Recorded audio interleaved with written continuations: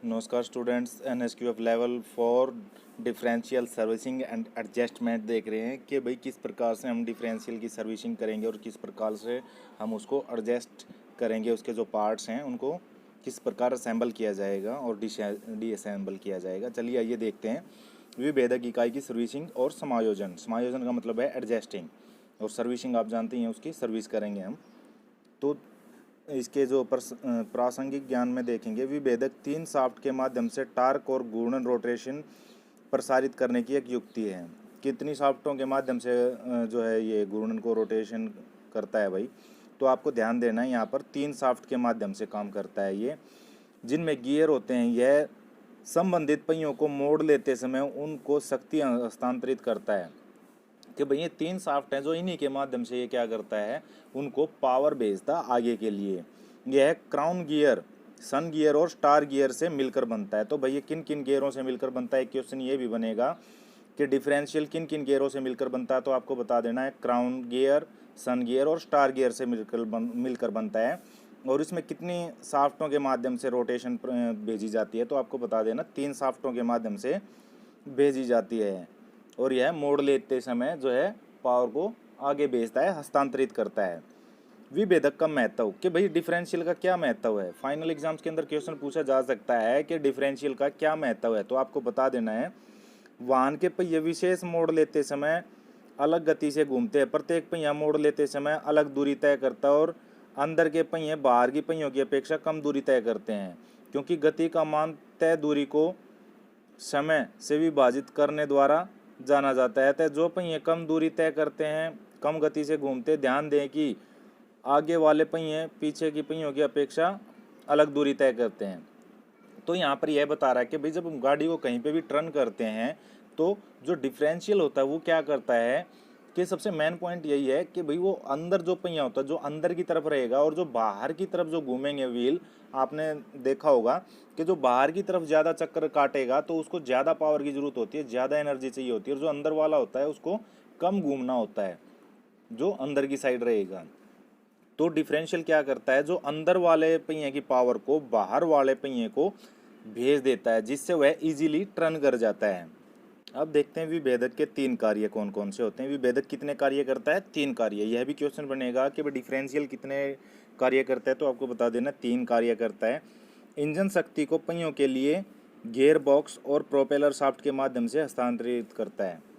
कि भाई जो इंजन से आने वाली पावर है किन किन के माध्यम से होकर के आती है यहाँ तक कि सबसे पहले आती है गियर बॉक्स, फिर आती है प्रोपेलर शाफ्ट और फिर डिफरेंशियल में आकर व्हील तक, पहियों तक जाती है। नंबर 2, वाहन में अंतिम गियर लघु उपकरण के रूप में कार्य करना।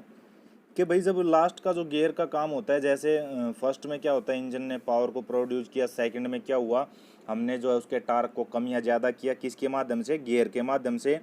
और फिर प्रोपेलर शाफ्ट से आगे भेजा गया और फिर क्या होता है, डिफरेंशियल में उसका लघुकरण होता है। लघुकरण मतलब छोटा कर दिया जाता है उसको।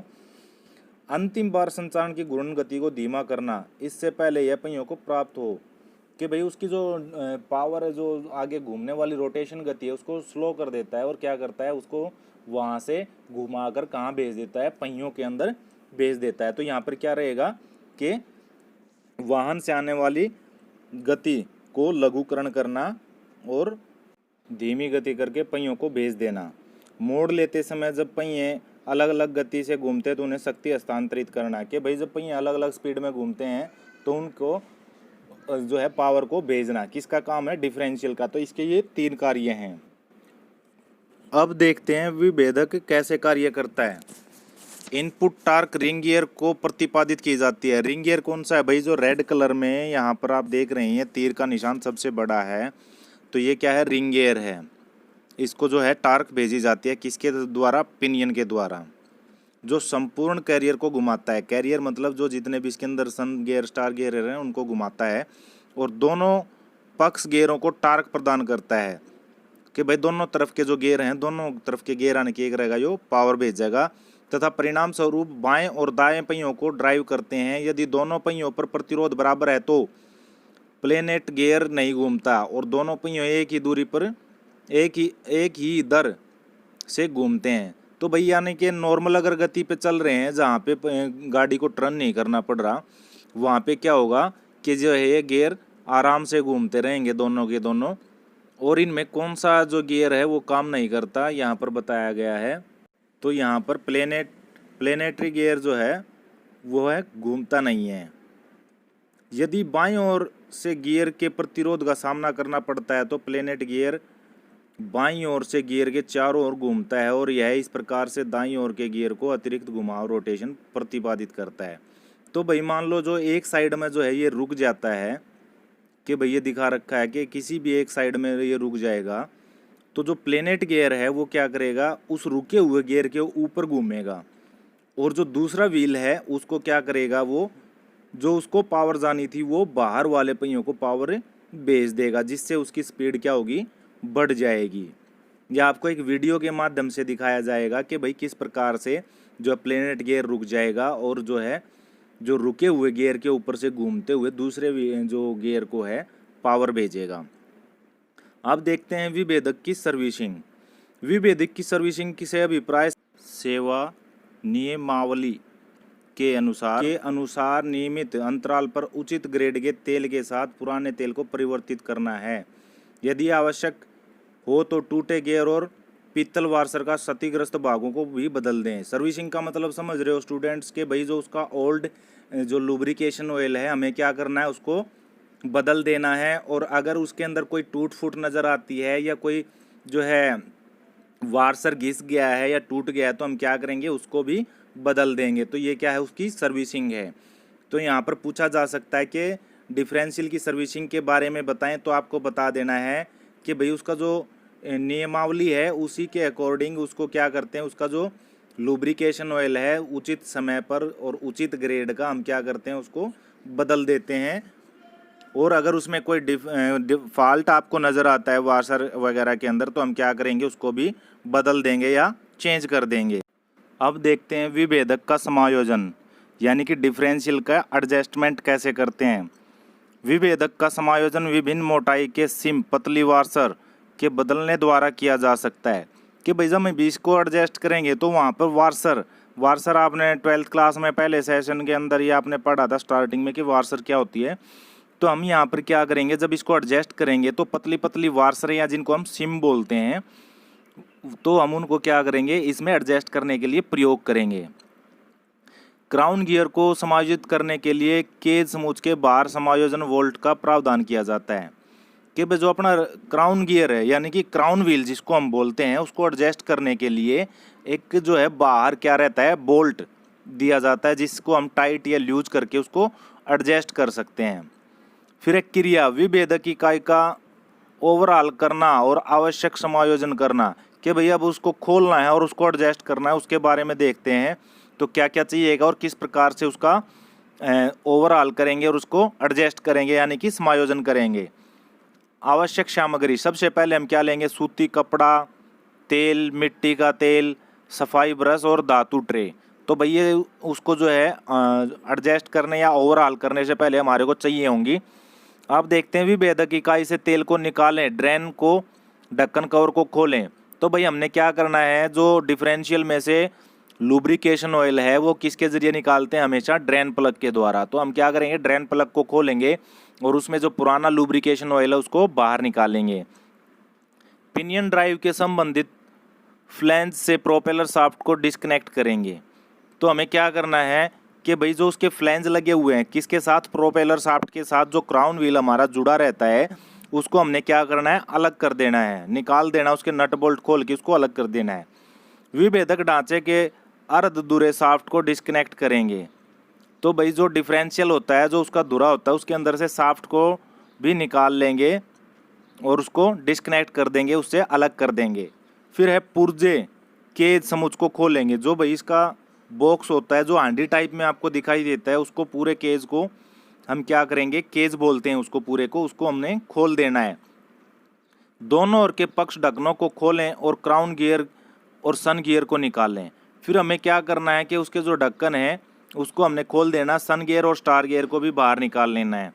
सभी पार्ट्स की स्थिति को ध्यान से मार्क निशान लगाने करें ताकि उन्हें मूल स्थिति में आसानी से पुनः समुचित किया जा सके। कि भाई यहाँ पर ये बता रहा है कि जितने भी हम पार्ट खोलते हैं, जहाँ से खोलते हैं तो वहाँ पर उसके सामने मार्क कर देना है एक दूसरे के, कि जब हम उसको असेंबल करेंगे, तो असेंबल का मतलब है जब उसको जोड़ेंगे तो वो सेम पार्ट वहाँ पर उसी पोजीशन में जोड़ा जा सके, ताकि उसकी जो एडजस्टमेंट है वो सही रहे। फिर है क्राउन पहिए, सन गियर, स्टार गियर के दांतों की जांच करें, यदि वह टूटे हैं तो गियर को बदलें, सभी पीतल वार्सरों को बदलें। कि भाई जो क्राउन गियर है, जो क्राउन व्हील है और सन गियर या स्टार गियर है, उसके जो दंत हैं अगर वो टूटे हुए हैं तो हमें क्या करना है, उनको बदल देना है। और अगर वार्सर भी खराब हैं तो वार्सरों को भी बदल देना है। अब देखते हैं ढक्कन और सिमों, पतली वार्सरों को ध्यान से रखें क्योंकि वह दो प्रचालित पार्ट्स के बीच के अंतराल को नियंत्रित करते हैं। कि भाई जो भी सिम या वार्सर उसके बीच में लगी हुई है पहले से ही, तो वो क्या करती है, उनको ध्यान से हमें संभाल कर रखना है। अगर वो गुम हो जाएंगी, क्योंकि वो दोनों के बीच में जो गैप बनता है उस गैप को एडजस्ट करके रखती हैं, उतना ही गैप उसको चाहिए होता है, तो वो क्या करती हैं, वो हमारे लिए बहुत इंपॉर्टेंस होती हैं, तो हमें उनको संभाल कर रखना है। और इसका फाइनल एग्ज़ाम्स के लिए क्वेश्चन भी बनेगा कि भाई डिफरेंशियल का समायोजन या उसकी जो है ओवरऑलिंग करने की प्रक्रिया बताएं। तो आपको यह सब कुछ उसके अंदर लिख देना है और ऐसा ही क्वेश्चन बनाकर यह आंसर में लिख लेना है जो मैं बता रहा हूँ। आपको बिल्कुल ये बुक वाली लैंग्वेज नहीं लिखनी है, जो मैं आपको इसका एक्सप्लेन करके बता रहा हूँ उसमें से जो आपको बिल्कुल ईजी लगे, जो आपको लगे वही लिखना है। अब देखते हैं इसके नेक्स्ट पॉइंट है 10 नंबर। अब आवरण के बाहर से पिनियन शाफ्ट धीरे धीरे ठपठपाएं। पिनियन शाफ्ट दो बेरिंग और अंतरक स्पेसर के साथ बाहर आ जाएगा। कि भाई इस पे जो पिनियन है, पिनियन के ऊपर दो जो आपके जो है बेरिंग लगे होते हैं, उन जब हमें उसे निकालेंगे तो हमें क्या करना है, उसको थोड़ा सा किसी चीज़ के ऊपर धीरे धीरे से मारना है। और जैसे ही उसको मारेंगे तो वो पिनियन बाहर की तरफ आ जाएगा, उस पर दो बेरिंग लगे होंगे और एक जो है अंदर की तरफ स्पेसर लगी रहेगी। स्पेसर एक जो है पीतल की जो वार्सल होती है वह लगी होती है उसके ऊपर। फिर देखते हैं पिनियन की स्थिति को मार्क करें और सिमों की गिनती करें। और हमें क्या करना है, पिनियन की जिस पोजीशन में थी हमें उसी पोजीशन में उसको जो है निशान लगा देना है निकालने से पहले ही। और फिर उसको क्या करना है, जो उसके अंदर सिम लगी हुई थी उसके अंदर हम उनकी गिनती करेंगे कि वो कितनी लगी हुई हैं, उसी के हिसाब से हम उतनी ही उसके अंदर फिट कर देंगे। अब हमें क्या करना है, निरीक्षण करना है, यानी कि उसको चेक करना है। बेरिंगों का निरीक्षण करें, यदि वह बुरी तरह से घिसे हुए हैं, मुक्त रूप से घूम नहीं रहे हैं तो उन्हें बदलें। कि भाई बेरिंग जो है वो घिस गए हों और जो सही तरिया ना घूमते हों, फ्री ना घूमते हों, बढ़िया डाल, तो हमने क्या करना है, उनको बदल देना है बेरिंगों को। सभी गियरों के दांतों की स्थिति का निरीक्षण खुरदरेपन, छीलन और दरारों के लिए करें। भाई सारे जितने भी उसके अंदर गियर हैं, सन गियर है, स्टार गियर है, या जो पिनियन के ऊपर लगे उड़ गियर हैं, उसमें जितने भी गियर हैं हमने क्या करना है, सभी को चेक करना है। उनके ऊपर खुरदरापन नहीं होना चाहिए, किसी कहीं से घिसे नहीं होने चाहिए और कहीं से दरारें या टूटे उड़ नहीं होने चाहिए। अगर ऐसा आपको लगता है तो हमें क्या करना है, उनको बदल देना है।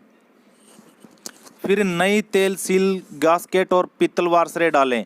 तो हम इसको जब भाई दोबारा से एडजस्ट करेंगे तो इसके अंदर जितनी भी वार्सर हैं या गैस्केट लगी हुई हैं उनको क्या करेंगे, वो बदल देंगे, नई लगा देंगे। दंत संपर्क जांच करने के लिए, कि भाई जो इनके टीथ हैं आपस में जो अटैचमेंट है उनको चेक करने के लिए बता रहा है अब ये कि कैसे करेंगे। दंत संपर्कों की जांच करने के लिए प्रूशियन ब्लू या रेड ऑक्साइड पेस्ट लगाएं। तो 1 नंबर का क्वेश्चन बनेगा बच्चों कि भाई वह पूछ लेगा जब हम दंत संपर्क जांच करेंगे तो उस टाइम पर कौन से प्रकार का पेस्ट लगाया जाता है। तो ये 1 नंबर का क्वेश्चन आपको लिख लेना है। यहाँ पर लिखेंगे प्रूशियन ब्लू या रेड ऑक्साइड पेस्ट लगाया जाता है। उपरोक्त पेस्ट को क्राउन पहिए के दांतों में भी लगाएं। कि भाई ये दोनों उसके दांतों में लगा देना है, दांतों को दोनों और समान रूप से ग्रीज लगाएं। भाई उनको ग्रीस भी लगा देना है। और फिर पिनियन को घुमाएं। दंत संपर्क की जांच करें, यदि दंत संपर्क अनुचित है तो निम्न को समायोजन करें।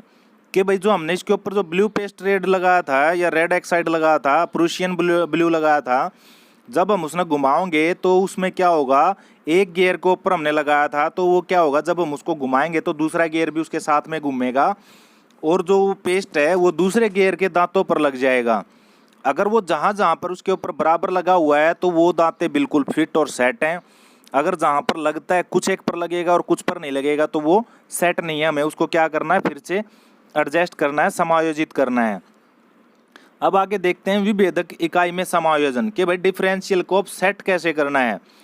यदि फलक संपर्क अधिक कसा है तो बेवल पिनियन के सिम को निकालें और पिनियन को क्राउन पहिए की ओर खिसकाएं।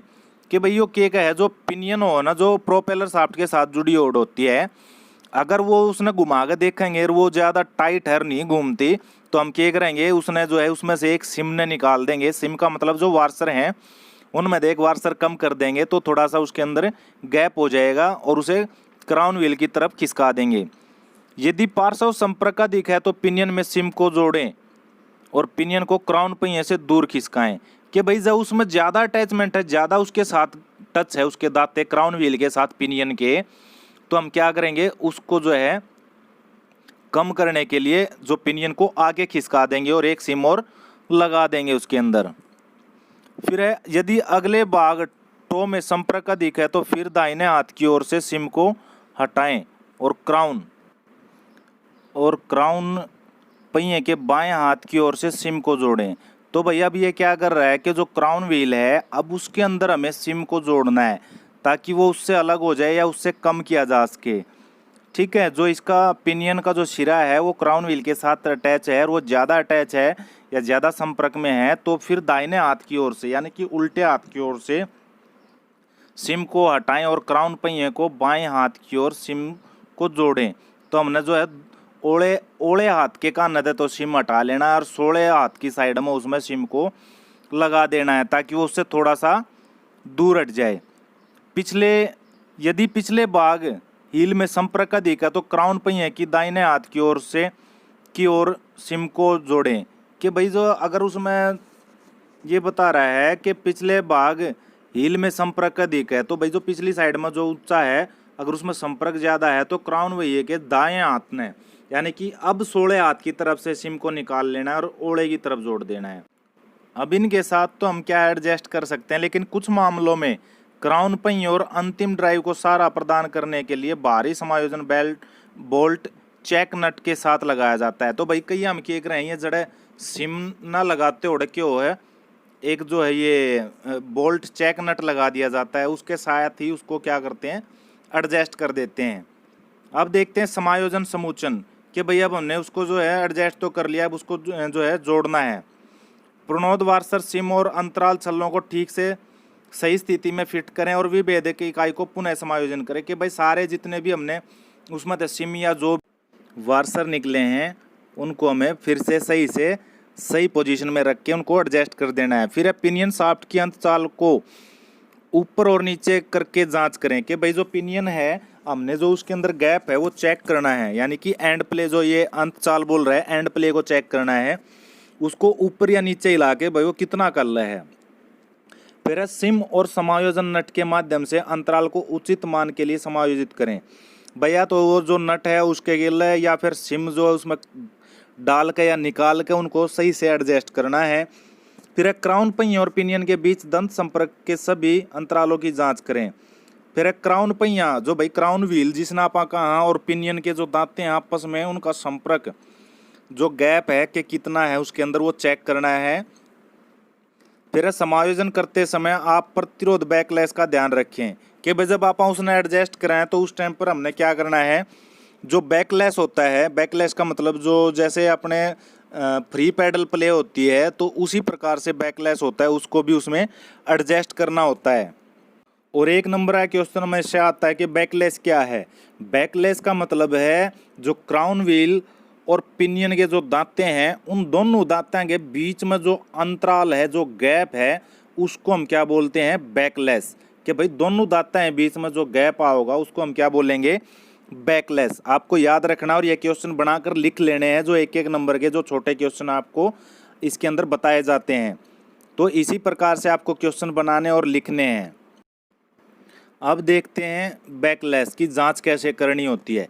विभेदक इकाई के समायोजन समुचन के बाद कि भाई हमने वो एडजस्ट कर लिया, सारा सेट कर दिया कि भाई सिम विम डाल गए उसके अंदर सब कुछ सेट कर दिया। अब उसको कैसे उसकी बैकलैश चेक करेंगे। नंबर 1, डायल गेज के अंत सर्पी सिरे को क्राउन पहिए के दांतों पर रखें।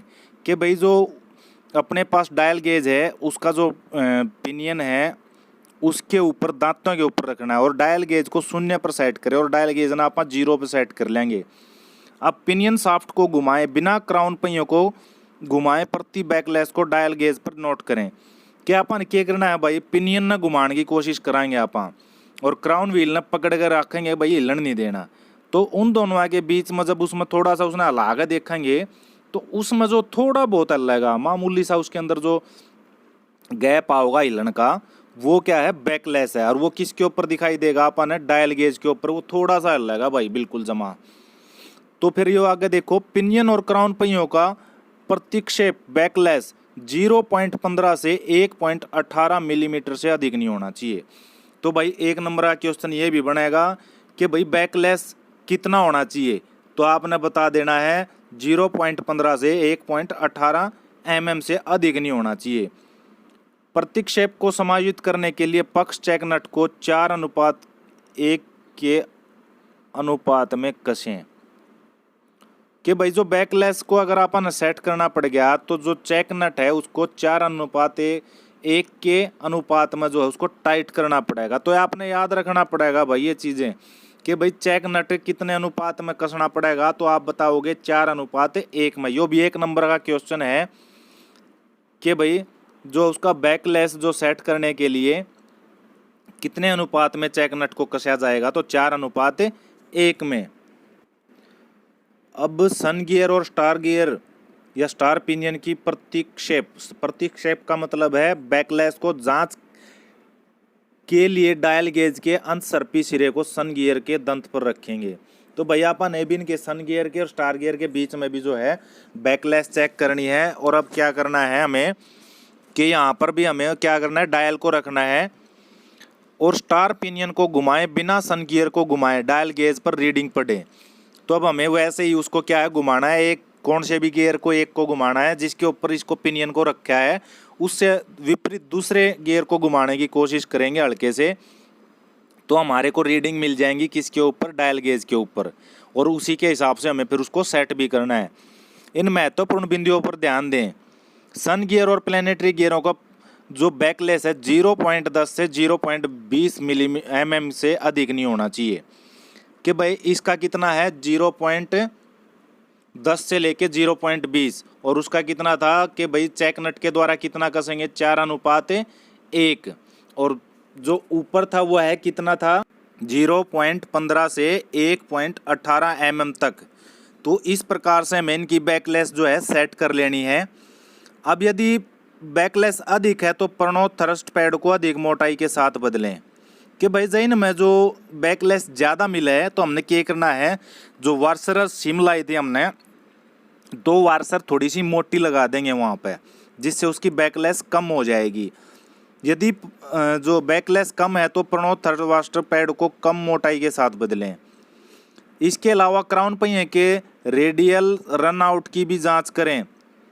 यह 0.0025 mm से अधिक नहीं होना चाहिए। रेडियल रन आउट का मतलब है भाई उसने घुमा कर देखेंगे उसके अंदर बबलिंग नहीं होनी चाहिए, ठीक है।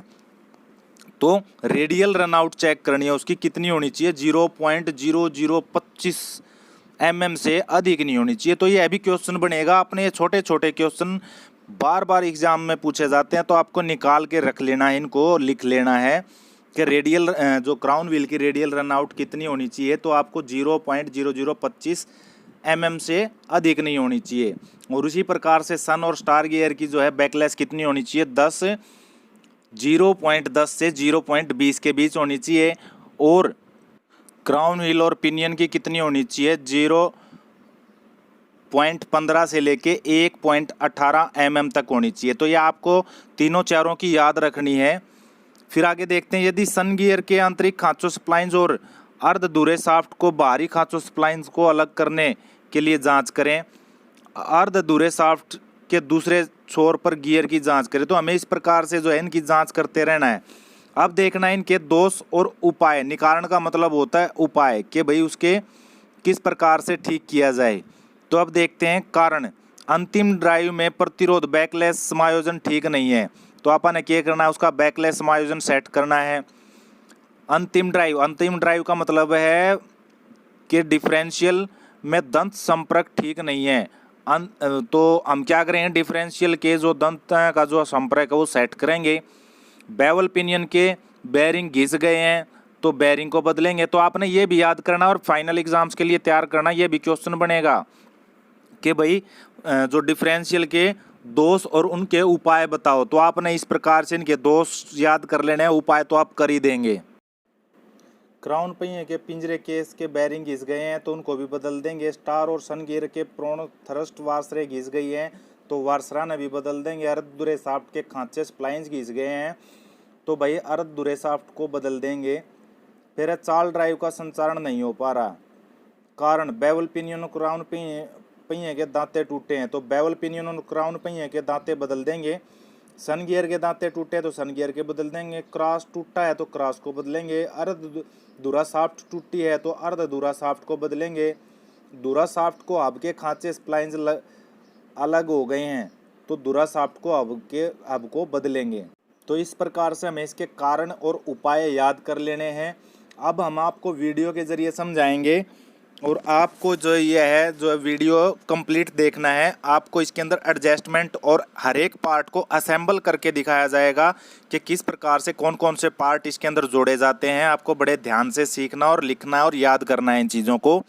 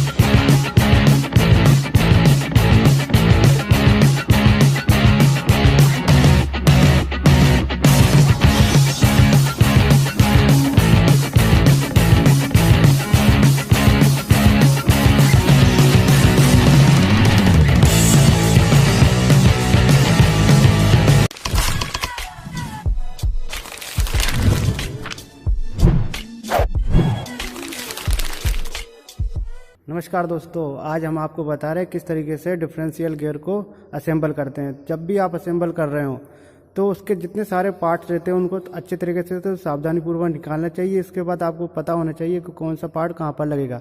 इसके बाद जब असेंबल कर रहे हो तो उन सब पार्ट्स को आप अपने हिसाब से जमा सकते हो कि आपको आसानी रहे कि डिफरेंशियल गियर बॉक्स में कौन सा पहले लगेगा, इसके बाद कौन सा लगेगा, इसके बाद कौन सा लगेगा, क्योंकि हैंडलिंग करने में भी और फिटिंग करने में भी और प्रॉपर तरीके से फिटिंग करने में उसको आसानी रहती है। तो हमने ये सबको पार्ट्स को जमा लिया है पूरा। ये नट रहते हैं, ये बोल्ट रहते हैं, जितने सारे पार्ट्स रहते हैं। सन गियर हुआ, स्पाइडर गियर यानी इसका प्लेनेटरी गियर, इसके बाद बेरिंग, इसके बाद पूरा डिफरेंशियल को किस तरीके से फिटिंग करते हैं तो फिटिंग करना आपको दिखा रहे हैं।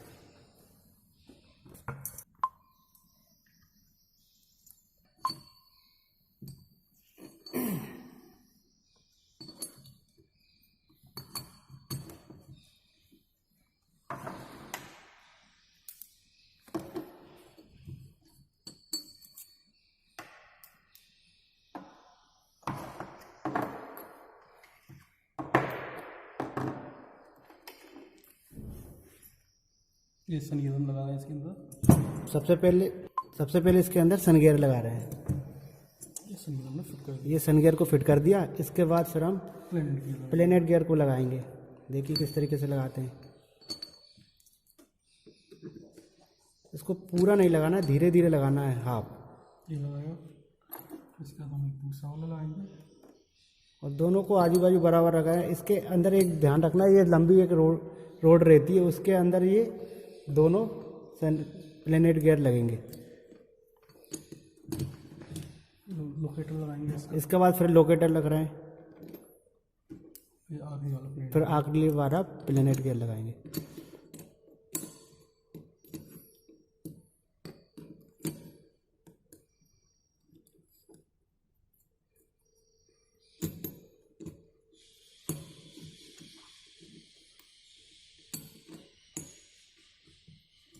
देखो इस तरीके से। हमने चारों प्लेनेट की लगा दी है, रोकेटर लगा दी है, उसके पिन लगा दी है।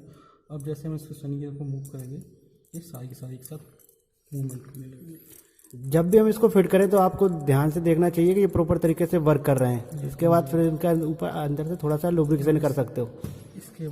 इसके बाद फिर दूसरा सन गियर लगाएंगे, इसकी सिम लगाएंगे, सिम लगाएंगे, इसके बाद सन गियर लगाए, सिम लगाए, इसके बाद केप लगाएंगे, इसके बाद फिर इनको टाइट कर देंगे।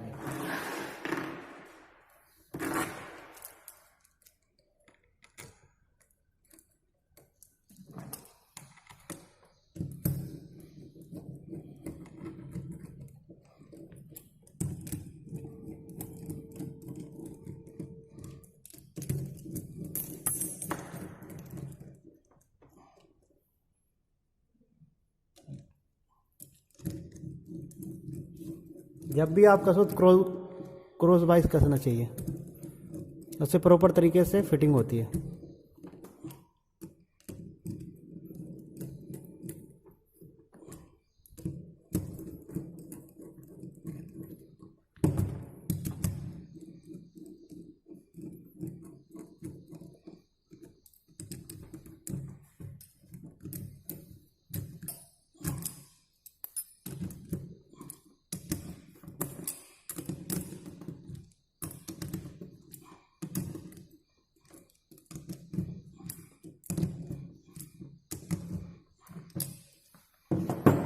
अब इसके बाद इसमें हम क्राउन गियर डालेंगे। इसके बाद क्राउन गियर डालेंगे,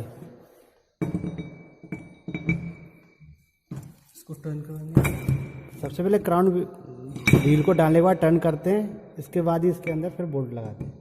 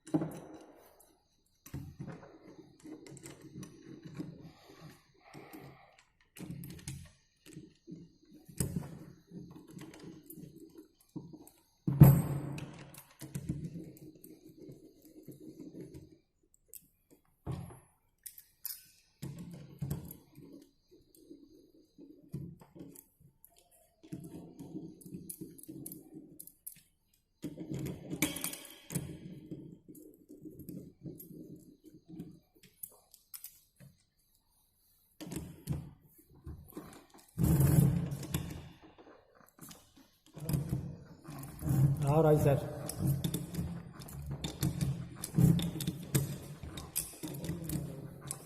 डिफरेंशियल गियर वो प्रॉपर तरीके से फिटिंग करने वाला। कब आए? सब ठीक है।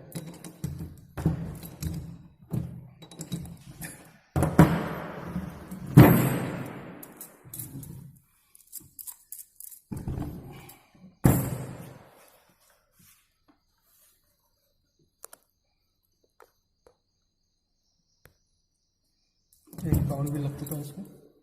अब इसको लॉक करेंगे। पहले दो लगाएंगे कवर्स। क्राउन भी लग गया, अब इसको आप अंदर फिट करेंगे।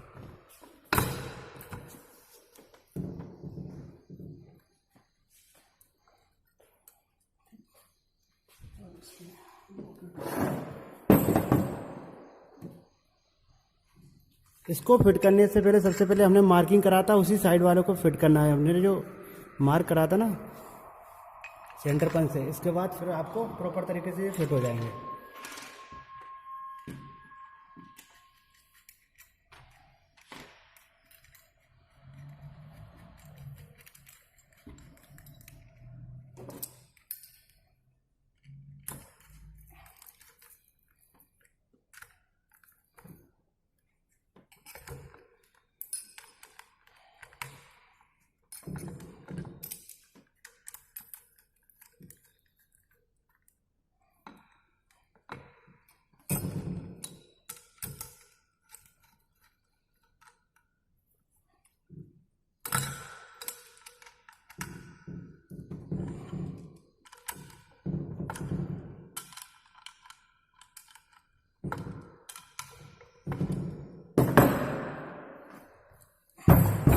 अब बैरिंग लॉक कवर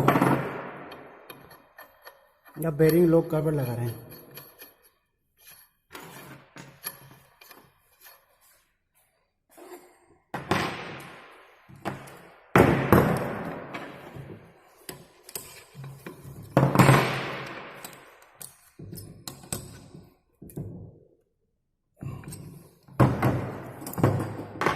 अब कवर को लॉक करेंगे यहाँ से, लॉक डाल के कवर को लॉक करेंगे लॉक डालकर।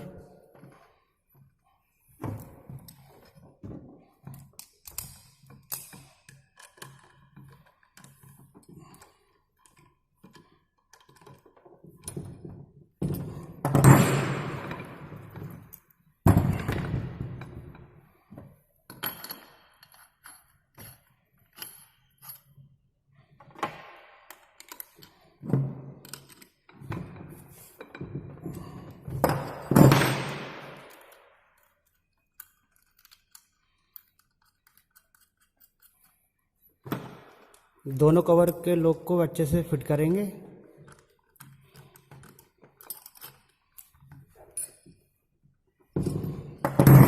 तो इस तरीके से आपने देखा किस तरीके से डिफरेंशियल गियर बॉक्स को असेंबल करते हैं और देखो प्रॉपर तरीके से ये वर्क कर रहा है। इसके बाद फिर हम वहाँ पर जाके वो डिफरेंशियल गियर बॉक्स में फिट कर देंगे।